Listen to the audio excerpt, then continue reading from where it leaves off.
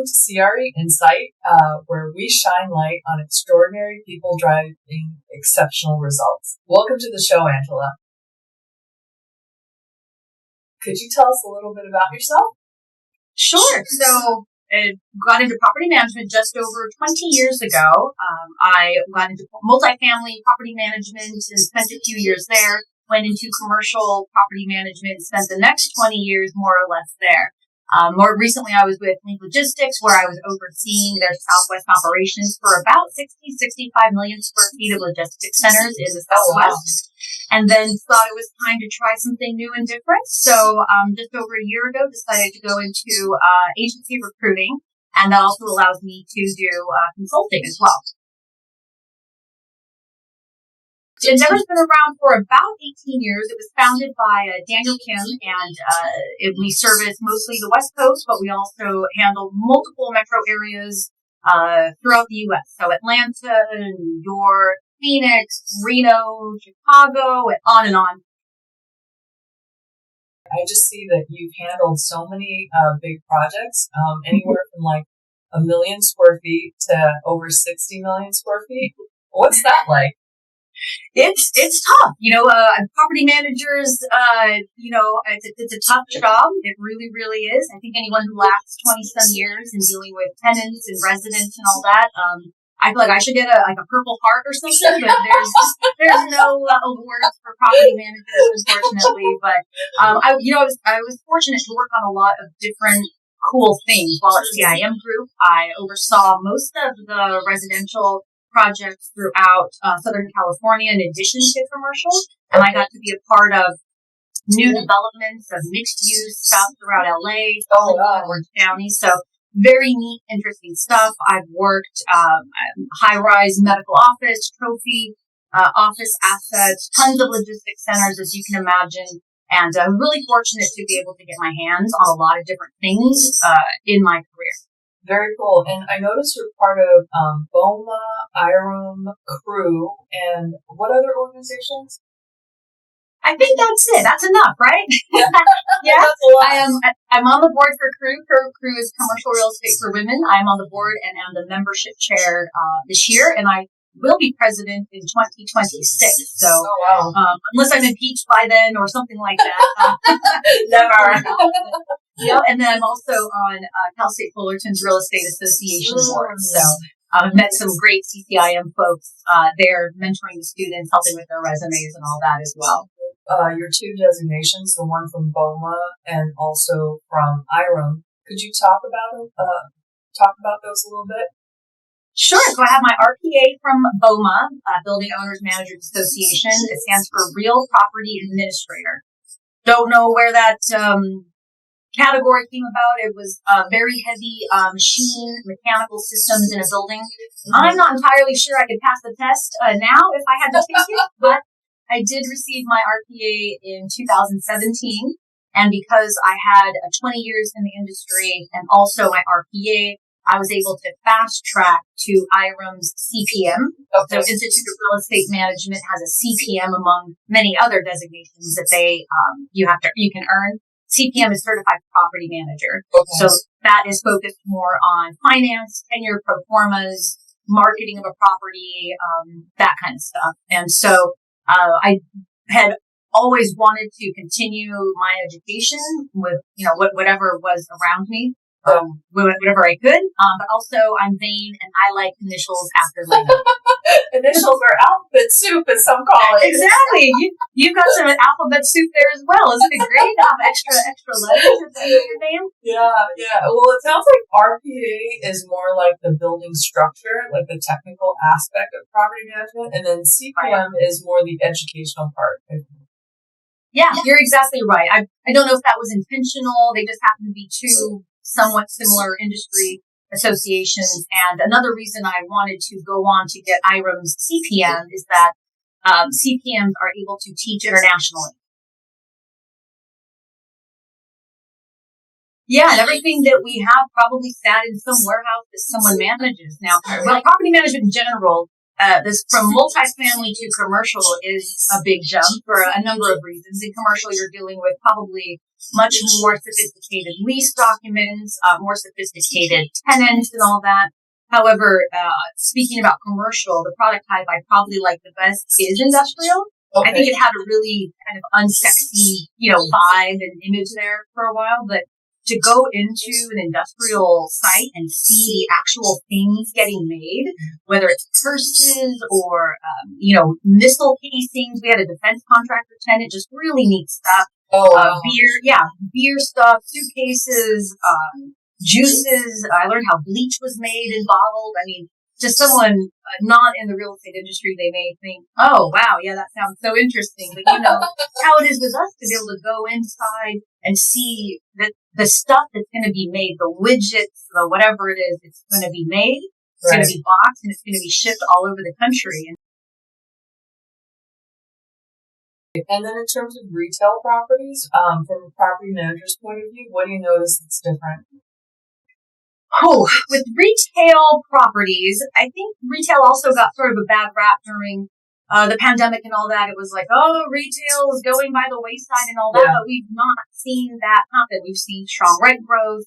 We're seeing, growth in rent when it comes to, especially the larger tenants. I think retails can get tough when it's bordering on obsolete, or there's not much of a destination tenant there that keeps people wanting to go there. But retail can be really tough as well because for some tenants, retail is their whole life. They poured their heart and soul into their coffee shop, their ice cream shop, their dry cleaners.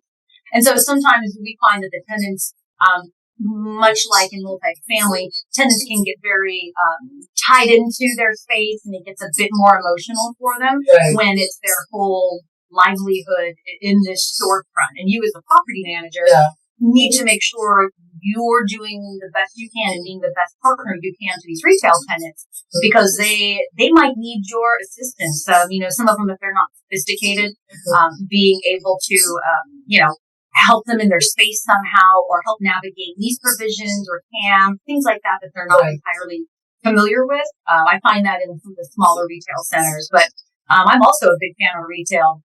Target, all that stuff. I mean, it's the livelihood of all of these centers, and retail can be a lot of fun as well, but a bit more on the personal side for some tenants. Yeah, I know from a leasing perspective, retail leases are probably more complicated. There are more pools, different income expense categories that go along with retail leases. So kudos to you for all the retail CAMREX you've ever done.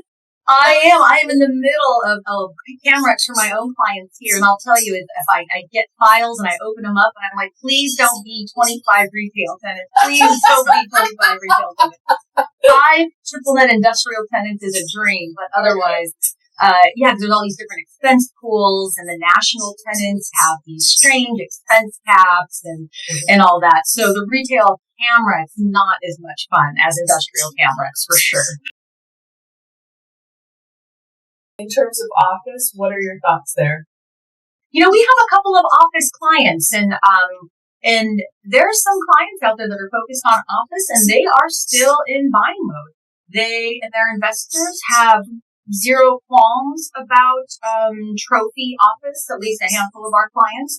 And they are in full buying mode. I was around in Orange County earlier in my career for the big crash of 2008, 9, 10, and so I saw what happened to office during that time. I think we briefly chatted about it. Entire floors empty of mortgage companies, subprime mortgage companies, banking sort of entities, entire floors empty overnight, ankle deep of paper. Like the papers are still floating down from the hullabaloo, like an overnight move out.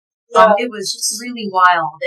And although I would never like to see that ever again, I feel like office is coming back. And I'll say that most of our clients, no matter what product type they specialize in, if they're logistics developers, if they're owners of office or retail, most of them are 5 days back in the office. I feel like most of the real estate firms are back at it 4 days, most likely 5 days in the office. And I feel like that'll help office as well because there's a sense of collaboration that's missing when everyone's scattered But my office clients are very, very, what's the word? Bullish. They're very bullish and optimistic about their office projects. I think in terms of tenant improvement trends for office to bring people back, they're offering more amenities.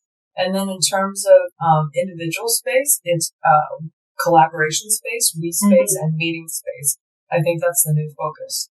Yeah, absolutely. And perhaps people went a bit too open office before because you hear like, oh, there's nowhere to have a call and there's nowhere to just have private conversation. So you're right. There's all this collaboration space. And I see that, especially in my former office space when I was working for that large institutional firm, there's also these more private spaces. They call them huddle room, right? Huddle space. Yeah, but it's important to have that balance of not so open that no one can have a private conversation, but not so closed that there's nowhere for collaboration to sit, to eat together, all that. Yeah, I think the people that do enjoy coming back to the office, I mean, there is something to be said about collaboration, but there's something to be said about a private office where all the distractions are gone and you can actually focus and be more productive in a shorter amount of time. Yeah, absolutely. I think that's what employees, people's sort of beef has been. Like, it's great to get into the office, but we've all had that one office or cube mate where they stand up the whole time and talk on the phone and they're trying to have your own conversation. It's like, okay, this is not terribly peaceful for how many people have that peace at home, like I do. We have access to a WeWork as well, but there needs to be some sort of, space in between you and I so that our conversations aren't on each other. Right. But we can still do the whole, open door sort of thing and chat because some of those, the deals that happen, the intel that's shared, all we know that happens around the water cooler at the coffee machine. And I feel like some of our newer folks in the office environment are kind of missing out on that sense of collaboration and camaraderie that you and I were probably used to in an office where it's busy and people are chatting and, I think I was going to tell you and, let's grab a coffee real quick. So I think there is some of that missing. And I found that almost all of our clients are just back in the office ready to revive that sense of camaraderie, the chatting, the sharing, all that kind of fun stuff. Some people maybe think that they're just going to be at their desks and doing some financials or something, and that's all they do, and they never have to leave their desks. And that's not the case. And there could be some other people, and they say, I just want to be out at properties all day. Well, it's not that either. There's actually some days you're going to be doing nothing but spreadsheets and financials. Really? Yeah. And then the next day, you'll want to be doing spreadsheets and financials, but you'll be out handling multiple things at a property, a move out, a lockout, water leak, a roof repair, whatever that looks like. So I usually ask people why and sort of gauge and ask them what they know about property management. Like, what do you know about property management? Why do you think you'd be good at it or like to do it? Yeah. And usually we suss out that there's some financial acumen there and that these people are customer service focused. Yeah. It's not the old days where there's a property manager just paying the bills, collecting rent, keeping the lights on. Like, those days are over. Today's property managers are pseudo asset managers. Sometimes they're brokers renewing tenants, bringing new tenants in, marketing the property, et cetera, and all that. However, there's going to be a long while where it's very, very heavy administrative. And people need to understand that you're going to wear a lot of different hats, but it is just a great career. We get all the good holidays off, right? All the good holidays off, banking hours usually, and it's a great career trajectory for people. I mean, if you're good at what you do, you can be a senior property manager making possibly six figures in X amount of years, depending on you and your skill set and your drive. But it's a great career to have. I just like to ask people why. When I think about great property managers, I think of people who are really wearing so many different hats. Dealing with people when tenants are upset and kind of absorbing the emotion of what they're trying to communicate. And then you've got to educate people too, because some tenants, they don't understand their CAM statements and or the reconciliation or where their numbers came from. And then the other thing is coordinating with the brokerage community, when a new tenant is coming in or when, somebody is moving out. And then also, I think there's a level of communication sophistication required for dealing with owners, And I think in the past it was reactive. It was just a very simple, we're going to do this. When somebody complains, that's when we get moving. But now it's really strategic. It's like, how can we plan for owners to get more efficiency out of their real estate? How can we make things better? And how can we plan? Sounds like based on our conversation that property management really does have to have a personal touch in so many different aspects of it. Do you think AI can ever take over a real property manager? I'd like to say no. As I mentioned, being a property manager, there's so much. There's, besides coordinating so much with the tenant, whether it's repairs, whether it's understanding their business and why they can't pay rent this month, developing a payment plan, etc. Between, lease renewal and negotiations, between helping the tenant downsize and maybe on and on and on. I think there are so many moving pieces to what property managers do. Then you have to add the financial part of it. And, a good accountant can handle quite a bit of those financial duties, of course. They can't do all of it. Yeah. And there's hardly an accountant out there that can get to a property and walk the roof and figure out how we amortize that roof cost back to the tenant. Right. How are we going to amortize this back to the tenant? When does the amortization stop?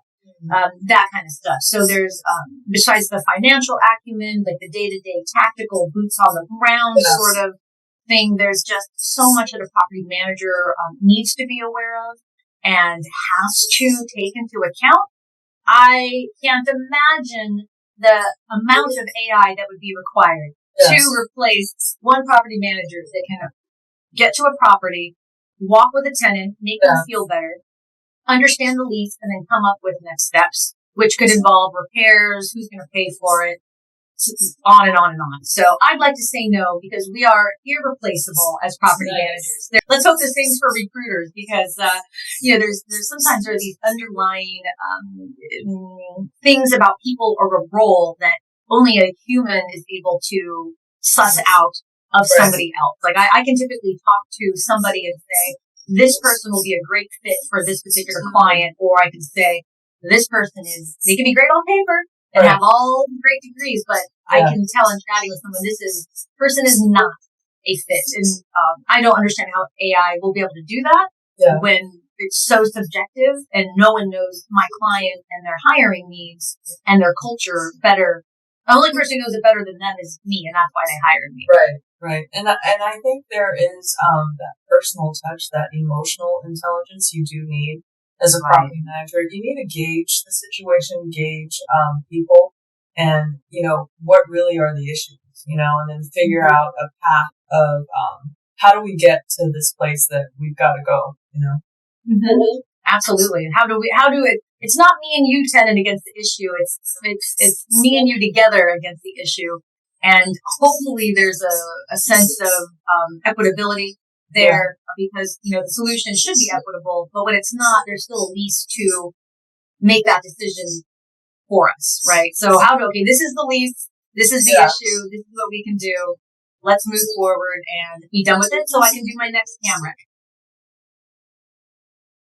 That's probably why people get so much out of IRM and BOMA. Besides the, wine at the events, there's actually all this, camaraderie and collaboration and funness with property managers. And so I think they really lend themselves towards a more collaborative environment. And another reason why I'm involved with both IRM and BOMA, because they're just so, they provide a lot to property managers that necessarily property managers would be getting from their normal job of dealing with tenants every day.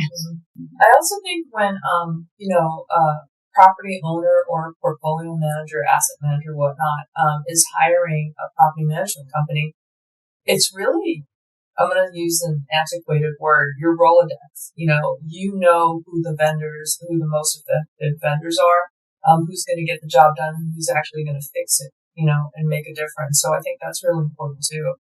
Oh, absolutely. And that's another great thing about some of these industry associations. I'm sure you have your own powerful networking, avenues with CCIM, but BOMA is Building Owner Manager Association and IRM is Institute of Real Estate Management.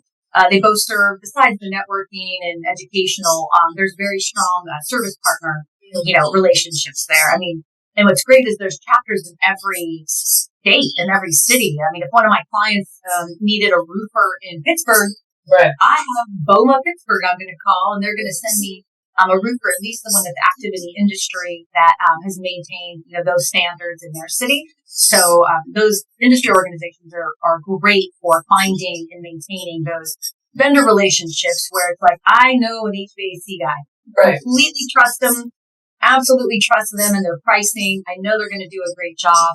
Or security company, whatever that looks like. They appreciate the referral. My client gets a referral.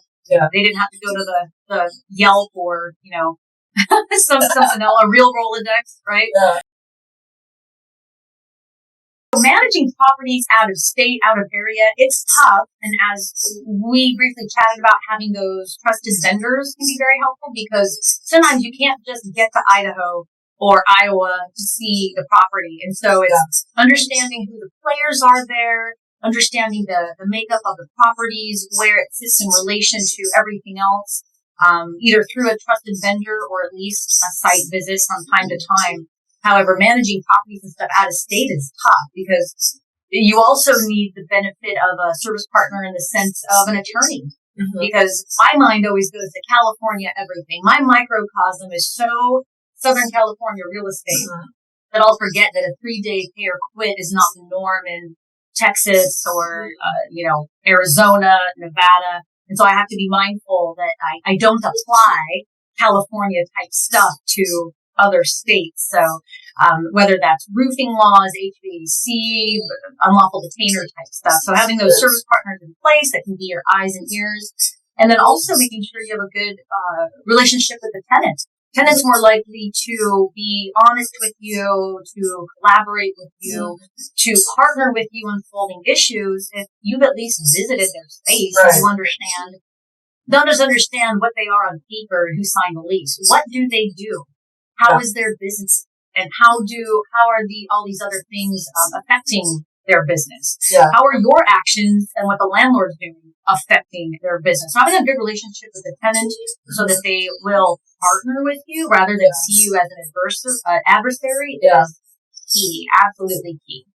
I also think tenants, they have a lot of intel, sometimes it's about the neighbor or something that's going on after hours. I mean, they're a great source of information. It's like the CIA of commercial real estate. Yes, exactly. They'll share everything with you if you give an olive branch or establish a relationship that's, back and forth and reciprocal rather than you just always being the unfortunate bearer of whatever bad news it is. And so sometimes it's as easy as bringing cookies to a tenant that's not happy and just listening to you and then establishing, all right, we got that out of the way. I understand. Here's what's our solution? How do we move forward? And tenants really appreciate that. Just showing up or having a phone call goes a really long way. And oftentimes they're not mad at you per se. They're getting it from, their boss. Right. You have to ask them why they owe so much on the camera. Ask them why the roof's still not fixed. So they're just getting it from somebody else in their ear, and then they're just, relaying it back to you, and they're frustrated because they don't want to be dealing with this either. So picking up the phone and being honest with tenants and delivering the news as best you can, in a way that says, hey, we're also here to help. However, you have lease requirements. I'm here to help administer the lease. Right. But here's some ways I can help you. I have plumbers I can refer to you. I can reschedule the asphalt or roof work so it doesn't hit your busy season. Right. So coming up with joint solutions is really important and really goes a long way. I was very fortunate by we talked about ID CAMREX, and so I found that our asset managers typically involved me in aspects of the leasing because if there were any changes to the leases in regards to CAM provisions or this and that, they'd call me. And so it just always works better when there's, that triangle. It's the ownership's objective. It's the brokers doing the best thing they can. for that property and client. And it's the property managers and their fiduciary duty to the client and the property that it really makes it that much more collaborative and beneficial for everybody. I think it's all about managing expectations, because they don't understand their lease, they've got shocked, they're upset, and, they're threatening a lawsuit or something like that. But I think if they go into it signing, with their eyes wide open and being educated on what their responsibilities are and what could happen during the life of the lease, I think people would feel more secure and more prepared for, unexpected events, really. Mm-hmm. Absolutely. And being for a property manager to be able to explain, well, this is why your triple nets are increasing next year. Yeah. Having those conversations ahead of time is much better than someone just getting a huge bill in the mail. I mean, you and I met at the IREM CAMREC seminar that you held. And in all honesty, I was blown away. I thought you were a powerhouse, by the way. But the main thing was, I was like, gosh, I wish someone had explained these things to me 10 years ago. It would help leasing and help the communications with the tenant just go so much smoother. And I feel like every new broker should go through a CAMREC seminar for sure. Thank you. I believe the same. It's years and years of learning, right? No one just knows CAM just like that. But when you work on so many different product types, so many different ownerships, you sort of glean something from each property or each year and all that. And when I was at Zinc, they would have me do a similar shorter class for some of the newer finance and leasing associates, because it's one thing to sit in front of a computer and do these models in Argus or this underwriting. It's another thing to actually understand, what does it mean for that anchor tenant to be excluded from all this CAM? Or what does it mean for this restaurant tenant or this, industrial tenant to have Prop 13 protection? Right. What does that mean, monetarily?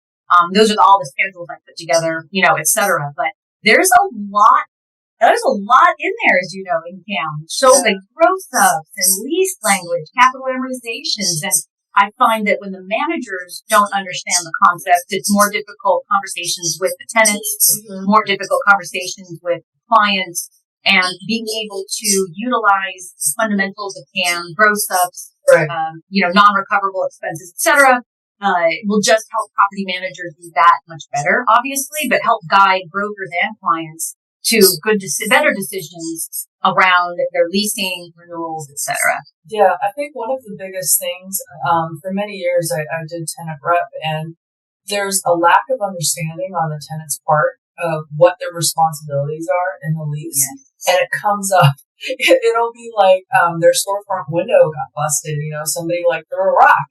Well, whose responsibility is that to repair it, and then the lease really drives the responsibility and who's going to bear the burden of the cost. And I just feel like if brokers can educate their tenants on, that distinction, it'll just make life down the road so much easier.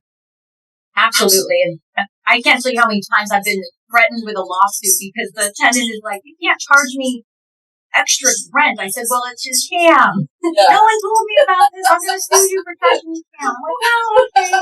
It's actually part of commercial leases, but all right. Yeah, they definitely don't understand the concepts of that, or they who knows what. But I've had more than my fair share of conversations teaching tenants what it means to pay CAM and how it's their share of expenses, and this is how we do it, et cetera. But I wish there could be a CAM class just for tenants. That would be super.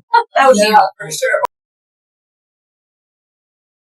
I know with some startups, it's like their first lease. We call those people, we put them in the unsophisticated category. So you do have to walk and talk them through a lot of real estate concepts. And one of the biggest things are triple nets, and then what's included and what that means and what it could mean down the road. I think that's the unknown part, is the bomb that can drop, Yeah, absolutely. And then imagine if the property's sold and then a year later they receive a large supplemental tax bill or something, or there was a lot of capital done at the property, so now they're going to be paying for those amortizations. And that's why I think it's important to educate, and that's why I do so much with IREM and BOMA, and I've been teaching that class actually for IREM or BOMA, for LA and Orange County for 12 years or so. Oh, but wow. the better that a property manager and even a broker can explain it in the beginning, or actually within their tenancy,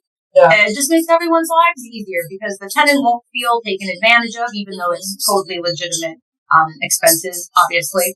And if the property manager can talk about CAM in a way that's helpful to the tenant and delivered with some customer service, I think that's the key. And that's why I've mentioned that typically with property managers, younger ones, people just entering property management, I say, why do you think you want to be in property management? They usually always say there's some sort of customer service aspect there. They have been in hospitality, they have been in restaurants, they have been in apartment leasing. However, there's always a customer service aspect there. And you can talk about CAM like Albert Einstein, but if you can't talk to a tenant and explain to them why they owe money, right, how you gross the expenses to your client, the skills themselves are fairly useless. And speaking of certain type of triple net lease, I think during the seminar I was blown away that you mentioned QUAD Net. And I was like, is this the absolute triple net, the single tenant leased investment? And, you clarified that. And so I think if we can get into that a little bit. Sure. So I hadn't really seen quad net, absolute net leases that often until I got to Link Logistics. And if you're familiar with Link and Blackstone, Link is Blackstone's industrial operating arm, and they had bought up a whole handful of portfolios everywhere, pieced together all of that. And it wasn't until I got to Link that I saw, I think only my second of many, quad net leases where the tenant pays directly the taxes as well. Mm-hmm. I was floored by that myself, because I thought, why would any landlord trust the tenants to pay taxes or insurance, right? But they were pretty commonplace in the portfolios that Link bought. And the common denominator was, it was a tenant that had been there a long time.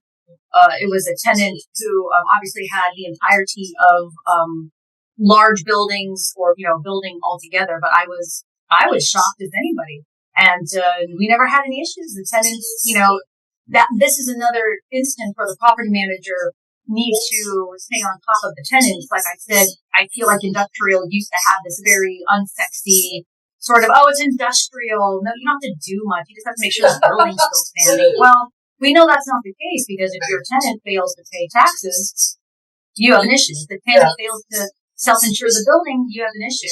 If you've left the tenant alone and they're storing hazardous waste or not cleaning up the site, then that's an issue. So this whole, it's industrial tenants, you don't have to do much. I completely disagree with that, because we were very adamant and stringent about annual walks, at least 2 a year with the tenant, checking fire exit doors, storage, etc. And of course, staying on top of taxes and insurance is really important. But outside of Link, I had not seen it a lot, but there are plenty of quad net tenants out there that are responsible for furnishing proof of payment of those taxes to the landlord.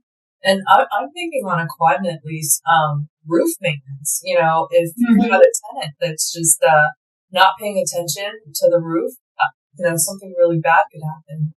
Yeah, absolutely. And if they're not cleaning the gutters, and then what happens with that as well is roofs, as we mentioned in CAM class, roofs and structural items, even in a quad net lease, are probably still the responsibility of the landlord. So if you have a tenant who's not clearing their roof drains, maintaining the roof, and now you need a roof replacement, well, guess what? The tenant's going to say that's all you, landlord, when in reality it was probably more likely caused by the tenant's lack of maintenance. Mm. And that is something that had come up several times before. The tenant fails to maintain the HVAC units. Well, looky here, HVAC units now need to be replaced. They're only 10 years old. Right. Landlord's responsibility. Tenant was supposed to maintain them. And so this is why it's important for property managers to understand the provisions in the lease, the requirements in the lease, and not just send a letter or an email to the tenant like, hey, checking to make sure you're maintaining this. Like, we need to go walk it together. I'm going to grab my HVAC vendor or roof vendor. I'm going to walk it with you, tenant, once or twice a year, because that's a lack of fiduciary duty on the property manager's side if they are not actively walking those assets with their tenants and making sure those tenants are clear on the requirements that they're mandated to uphold. I've been a success coach with working wardrobes before. I do my best to volunteer my time at Wise Place. They're a beneficiary of Crew Orange County's annual summer soiree, where we split the proceeds and it goes for Wise Place. Wise Place is transitional housing for women getting back in the workplace, and I volunteer helping them with their resumes and trying to give computer help as best I know how for someone who might not be a Microsoft Word whiz, but needs to create a resume. And as I mentioned, on the board for Cal State Fullerton's Real Estate Association, we do career fairs. I've been a speaker there. I've taught about lease structures in the real estate classes, and probably on any given day am chatting with or emailing students from Fullerton about job opportunities, that kind of stuff. So it's I do my best to give back. Time is in short supply these days, but I really enjoy it, and to see just how excited either the women at Wise Place or students from Cal State Fullerton or any school that I get connected with, just to see their excitement that someone is there to help them, someone who has a connection in the industry, and they're just so enthusiastic and happy about having an opportunity. It's really great.